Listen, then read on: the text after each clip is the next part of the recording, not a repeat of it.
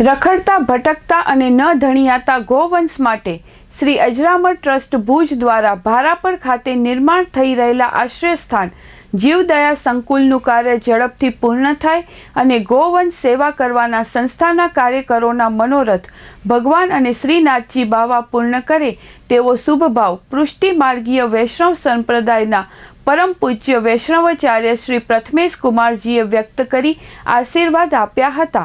ગોવંશ સેવાધામ ખાતે ખાસ પધરામણી કરી જીવદયા સંકુલમાં નિર્માણ થનાર દરેક માળખાકીય સુવિધાઓ અંગે એન્જિનિયર આનંદ મેપાણી પાસે જાણકારી મેળવી હતી.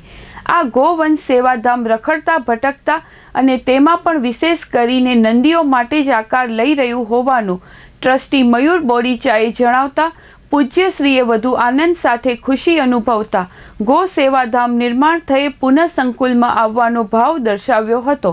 ગો સેવાધામના સક્રિય સભ્યો વિનોદભાઈ ગાલા, મનસુખભાઈ શાહ, ગો પ્રેમી હિમાંશુ તારાચંદ દેઢિયા, કચ્છ જિલ્લા વૈષ્ણવ સમાજના ટ્રસ્ટી અયોધ્યા પ્રસાદ અગ્રવાલ, સંસ્થા શુભેચ્છક જીતેશભાઈ મણિયાર, મુમુક્ષુ મયંક કુમાર, જિજ્ઞાબેન મણિયાર વગેરે ઉપસ્થિત રહ્યા હતા. ટ્રસ્ટી મીના બોરીચાએ પ્રથમેશજી મહોદયને અતિ વ્યસ્તતામાં સમય ફાળવી શુભાશીષ પાઠવવા બદલ આભાર માન્યો હતો.